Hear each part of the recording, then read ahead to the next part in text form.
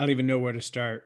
I mean, Jamie Kern Lima is amazing. I've got so many nuggets in here. And I know that I wrote down all the super special moments that Chad and Tay didn't write down. So I think I'm safe this time with the stuff that I've got to share with you guys. But we'll see. I'll go ahead and throw it over to Chad to start this morning off. What notes did you take down with this amazing story of It Cosmetics and Jamie Kern Lima? Man, the first thing I gotta say is from waitress at Denny's to selling a company for 1.2 billion. If that doesn't give you hope that all things are possible, then I don't know what will. That's a pretty amazing story. And all the, I thought it was interesting too that she said she didn't pay herself for the first 3 years because I think of Mark and Cindy with It Works, and I know their first 3 years, like they were struggling. They were looking for ways just to keep the business afloat. And the first, I think, 3,000 distributors all quit. So if your first 10 or 20 or 50 have left you, hey, you're in good company. Just keep going. So a few things. She said so many times in life, our setbacks are our setups. And I think that's so important. I was reminded of a story of a couple that was on our team. And what happened was basically the husband was a chiropractor and he cut his hand on a table saw accident. So he couldn't be a chiropractor anymore. So you'd be like, oh my gosh, I can't do this anymore. Right. But because he couldn't do that anymore, he started looking for other opportunities. It Works came in and it gave them everything they needed in that season of life. So you might be someone on here who lost your job during COVID. And in the moment, it was the end, it was a scary place to be. But maybe because of that is how you found your way here, which could lead you, to the next place and the next season. And that's kind of for my wife and I's story. I was in the military and I was a soldier and I was just going to do 20 years. And then some things start happening and It Works became the vehicle that allowed me to get out of the military 9 years early, which means for the last 7 years, I've been able to be home full time with my kids and spend some of the best years with them. So when she said you're so many times in life, our setbacks are our setups, that is so, so true. And so I think we have to have the correct perspective when we're going through some crazy stuff to say why and how can this be turned into a good thing? Because, the Bible says that God uses all things for good. So whatever happens a lot of times isn't good, but it can be used to change our trajectory to head into a better place. The self-doubt piece, I love how she said, when she's having doubt, just to pray, get still and listen. Each person has a calling and who they were born to be. Mark Twain said there's two great days in your life, the day you're born and the day you find out why. So I think the only way people find out why is asking continuously, right? Because seasons change and none of our time is wasted. So I think we have to continuously just be putting ourselves before God and saying, God, why am I here? What do you want me to do with today? What do you want me to do with my life? What's next for me? Who should I talk to today? Who should I reach out to today?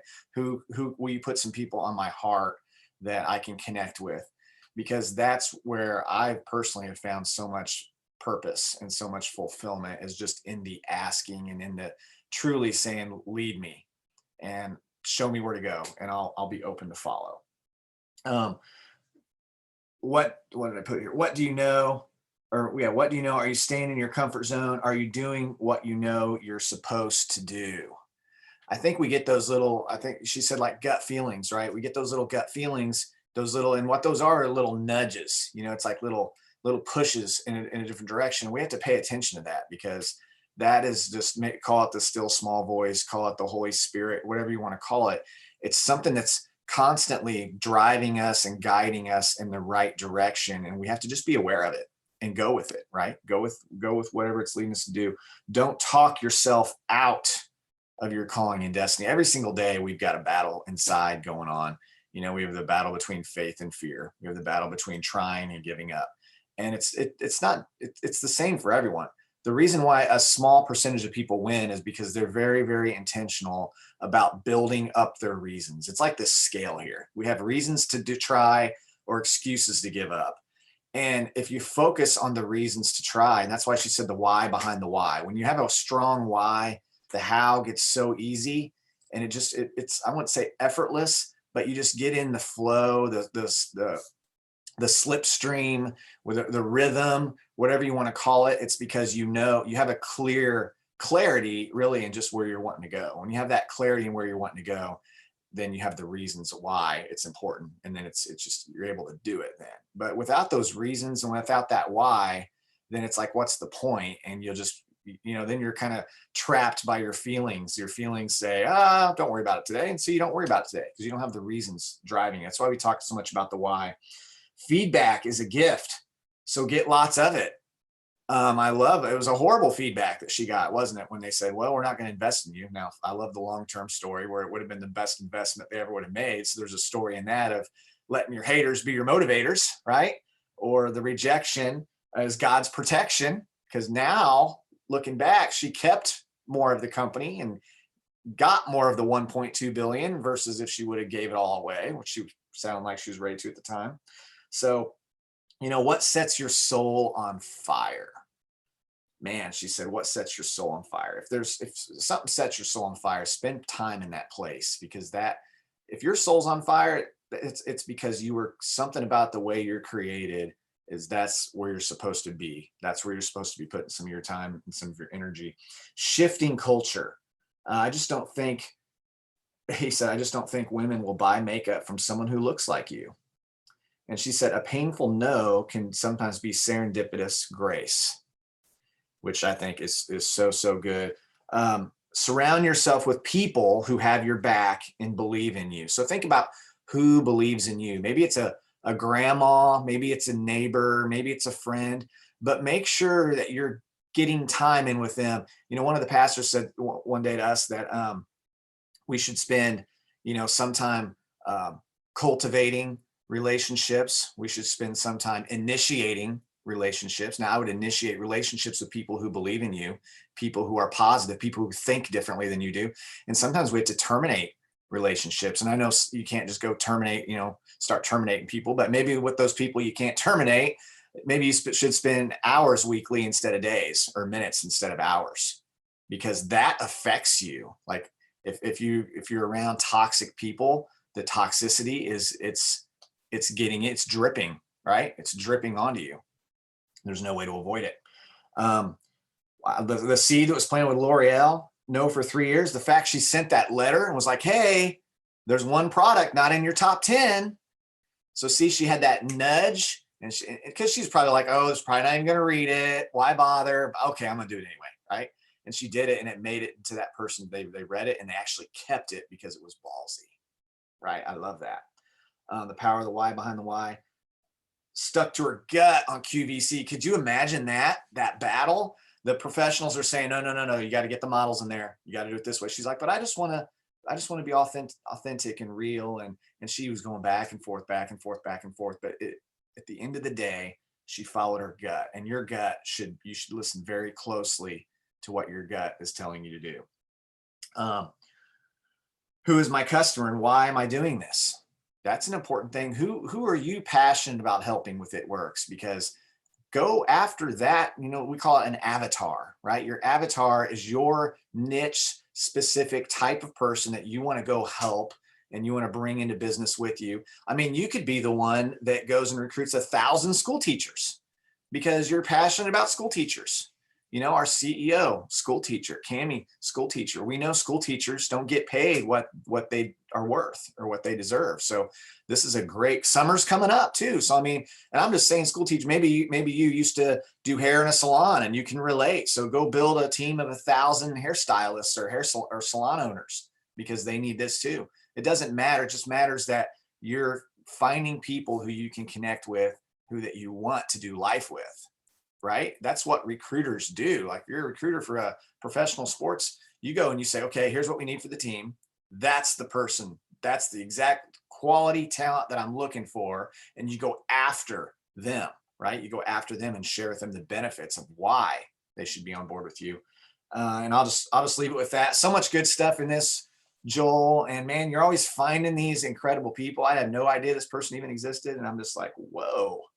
She's amazing. She's sold a business for 1.2 billion. That's pretty awesome. Yeah, Steph just commented in, maybe you should check with your wives, because that's how I found out about her.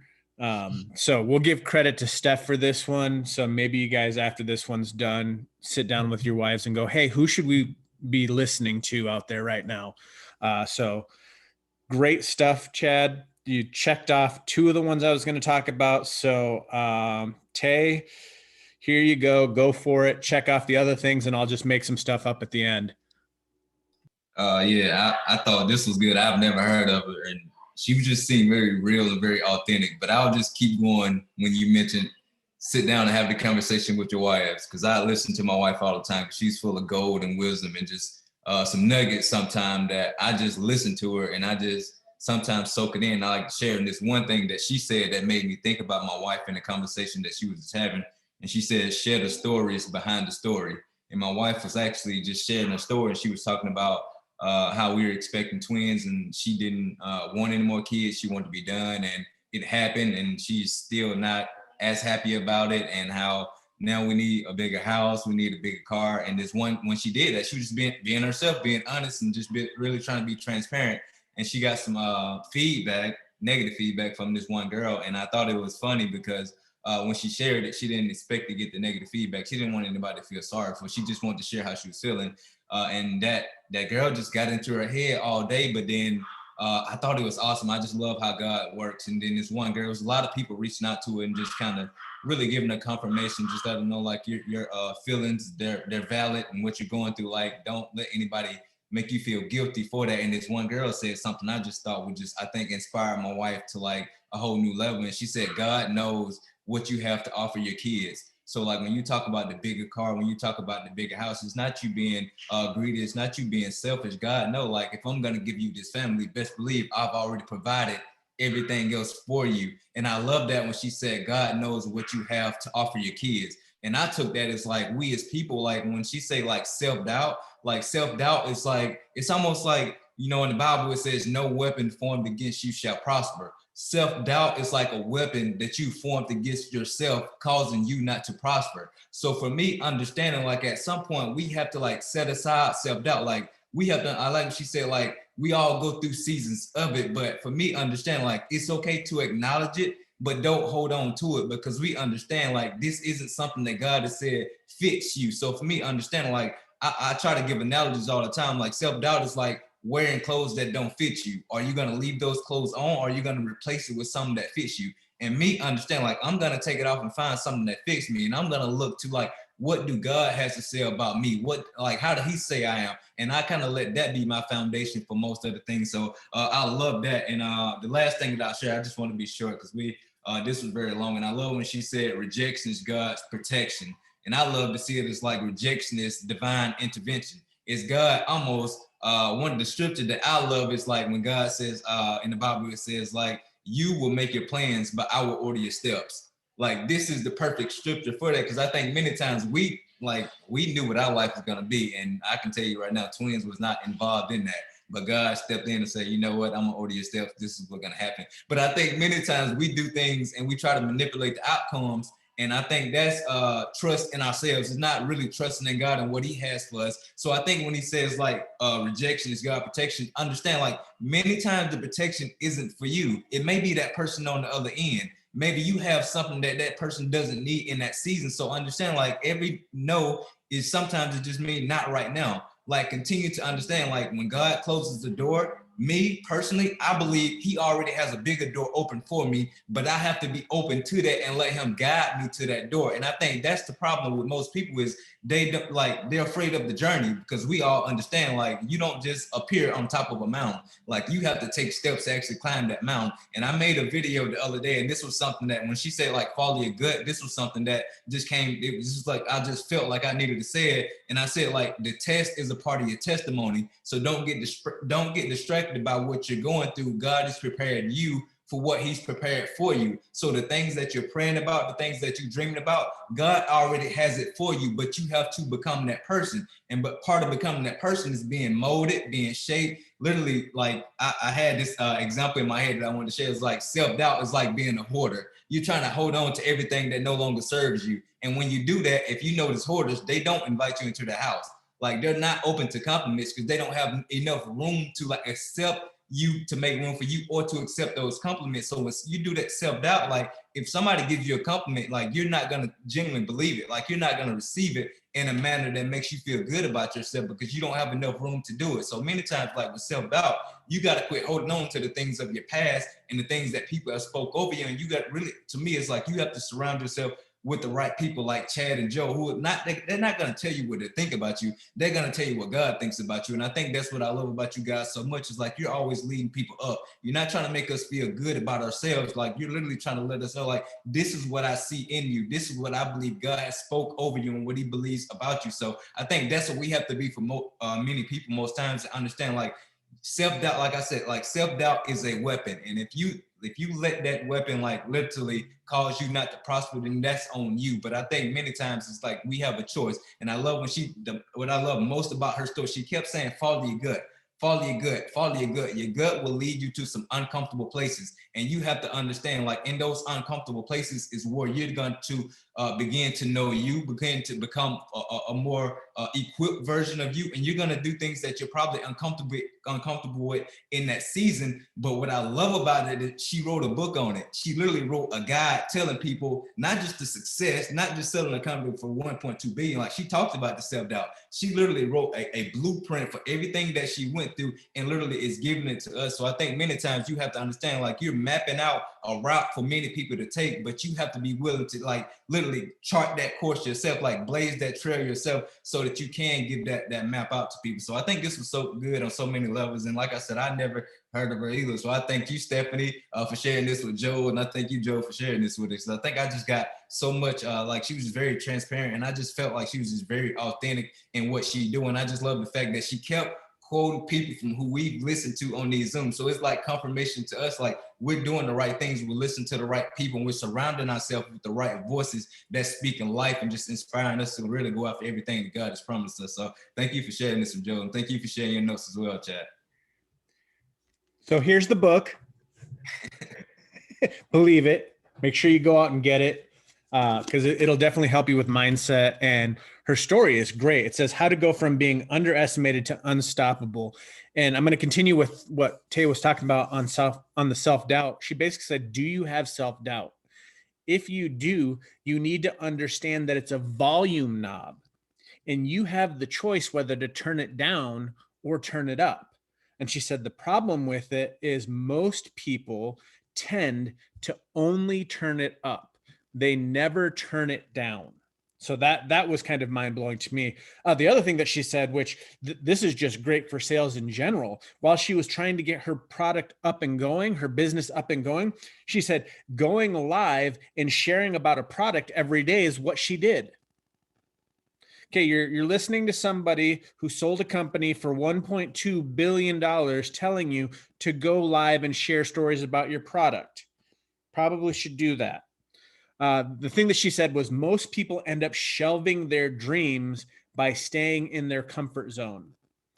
Guys, you have dreams, you have desires, but if you're still sitting back being comfortable, you're going to get frustrated because you're not doing the things that it's going to take to achieve those things. She said the best way to make that happen is to go deeper into your why until it gives you a relentless drive. If you are not waking up in the morning ready to get that next distributor, ready to get that next customer, it's probably because you have a surface level why. When your surface level why is just, I want to have $100 a month, for us at the beginning, that wasn't surface level. That was us trying to pay our bills. But then what happens is when you get those surface level whys, you wonder why you get stuck.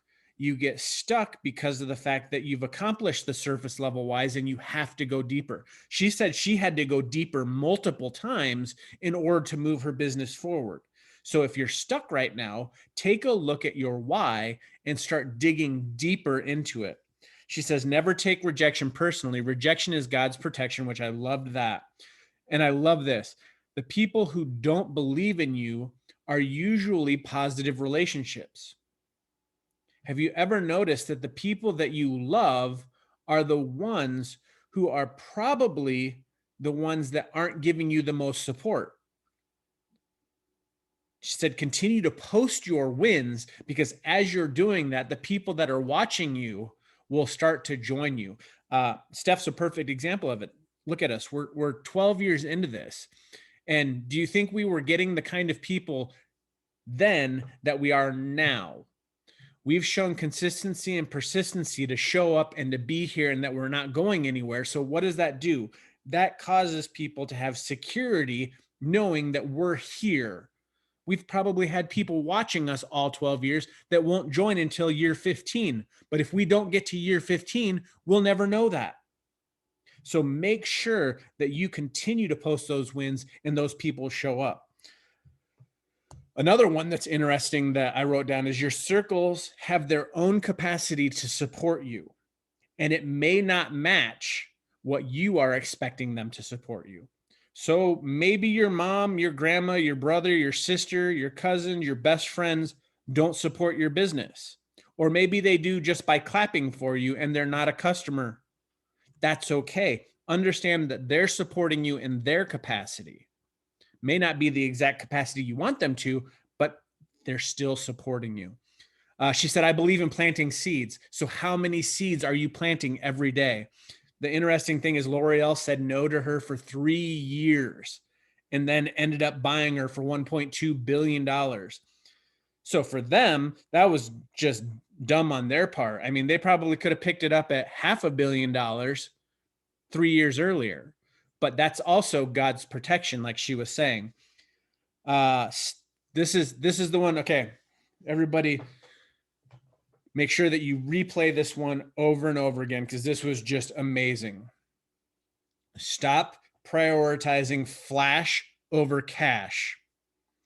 Are your Instagram pics perfect? Is your Facebook Live perfect?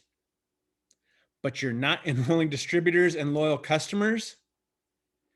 If that's the case, you're spending more time on your posting than you are enrolling in your business. So if you're spending more time on your posts than you actually are in enrolling people, you're putting one in front of the other, which the one, which is the posting and the lives, is supposed to support and create the other. So if you're doing it that way, you're spending time on busy work as opposed to the productive work. That was mind-blowing to me. That the one thing that she was supposed to do had to lead to the other. She was using QVC as an example. She got on there and there was a 10-minute timer, and she knew she had 10 minutes until she got there, and she found out that if she doesn't create sales in the first 2 minutes, her 10 minutes turns into 2 minutes and it's over. The same thing is true with your business. If you're continuing to post and post and post and post and everything looks perfect, if we scroll through your Instagram and it looks absolutely perfect, but then we go into your eSuite and you haven't enrolled anybody in 90 days, what is the purpose of having the perfect Instagram? If in fact you're using it to build your business. So you need to take a look at it and reprioritize it and use it accordingly to leverage your business. I thought that was just mind-blowing. She said it's easy to define your values, but it's so much harder to actually walk them out. And a perfect example of this is Mark. Like she said, people were trying to say, well, why don't you have glitter makeup? And why don't you have this color palette? And why don't you have all? They were trying to get her to go in different directions. Mark gets that all the time. Why don't we have this product? Why aren't we looking at this product? Oh, this company over here has this product. It's because Mark ignores what everyone is doing, because he has a core understanding of the values of what he wants for the company and for your best interests, that he stays focused on that regardless of what people are doing on the left and on the right. She said it's not having blinders on to ignore them. She said she's looking at what they're doing, but she knows what she wants to accomplish with her business and her brand, just like Mark knows what he wants to accomplish with this business and the company. And the thing is it's always worked out. The other thing she talked about is your story is the same as millions of other people out there. But the ones who are successful are the ones who step up and share it so that they can change other people's lives. For Stephanie and I, our story about bankruptcy and standing in food lines was something we didn't talk about for the first 2 years. But the moment that we opened up about that, it connected with thousands of people who have gone through that exact same thing. You have a story that will connect with other people going through what you're going through. And then you create a community based on that. And together you grow your businesses and change lives. The victory isn't the outcome, it's always in the journey. Guys, we're so excited that you come along this journey with us. Thanks for tuning into this one. Make sure you go back and share it with others. Make sure you go out and get her book, Believe It. I'm sure you can find it everywhere books are sold. You could probably get the audiobook. Make sure that you take the notes down and use it to go out and impact and change others' lives, because we believe in you and we know you were designed to do great things. Go out and make it an awesome day. We'll see you again here next time.